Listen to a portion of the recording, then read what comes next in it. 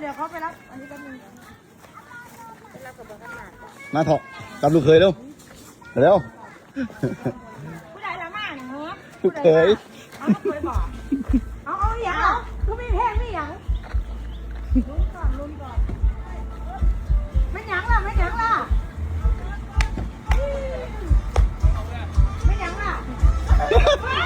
มาแล้ว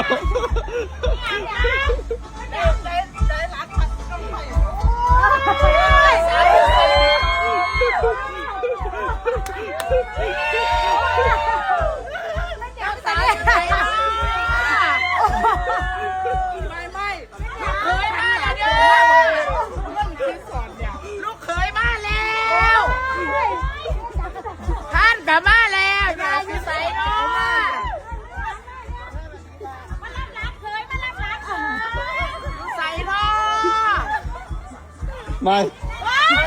เป็นหยังจะได้อุดรบุเด้อดีเด้อไม่ได้อยู่ใส่เนาะดีใจดีใจโอ้ยเ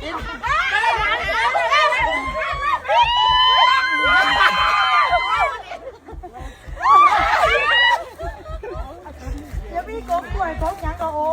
ยพูดไปพูดรักไปพูดไปหงโอ้ยเป็นหยังโอ้ยไอ้ยาเร็วๆเดี๋ยวซุปปอดชัวเป็นหยังบาดเจ็บโอ้ยนะ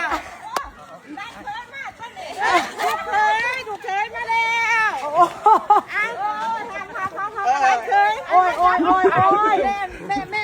แม่เท่าเนี่ยจนดีใจจนเป็นหยังเยอะเลยไหมหน้าเด็กยังเป็นขบวนเลย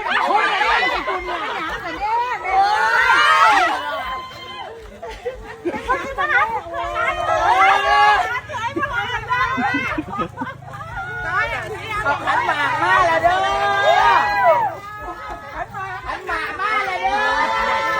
โอ้เด้อโห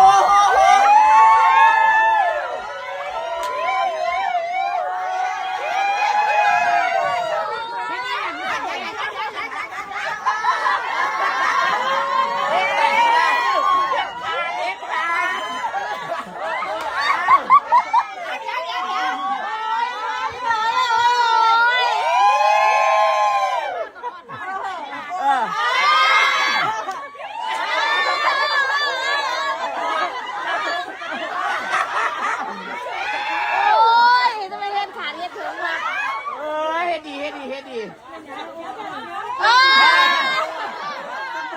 สาวกันแม่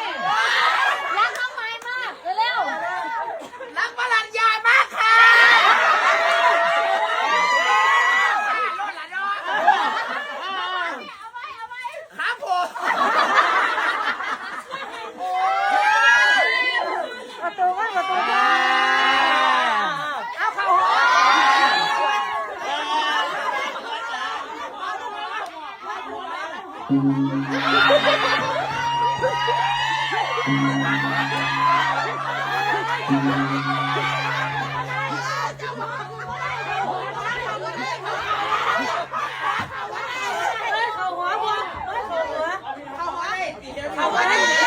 ให้คำสักคนเอาเรานี่มาก่อนสัตว์โอเคถูกต้องมาแล้วเด้อหอมแก้มเนี่ย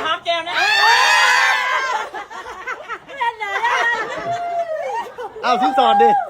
ที่สอดมาสาวก็หอมแก้มจะว่าสาว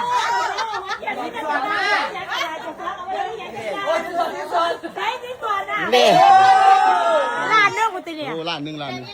สาวก็หอมแก้มจะว่าไปเขาต้องแบบสาวหอมแก้มจะว่าให้มันแหลกพิธีเร็วหอมแก้ม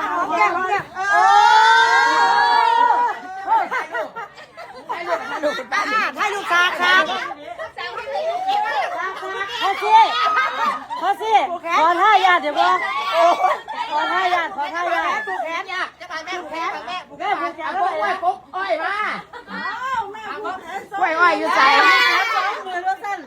ไปถ่ายรูปถ่ายรูปข้างหน้า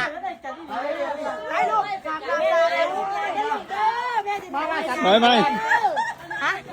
แม่นหยังสันเด้โอ้ยเนาะ ดูอยู่บ่ ฮะ ดูอยู่ติ บ่ ตั้งถาม เอาคือมีอันสากไม่หยังนี่เถอะ สากให้ลูกครับจะบ้าจะสาวบ่นี่ แม่น มาหมอนมาไทยอุดร โอ้ยเป็นการเป็นงานที่หนีหรอเนี่ยนี่ มาแม่แม่ป้าเจ้าสาว เขาแก้ เอาแก้วมาดิ วาง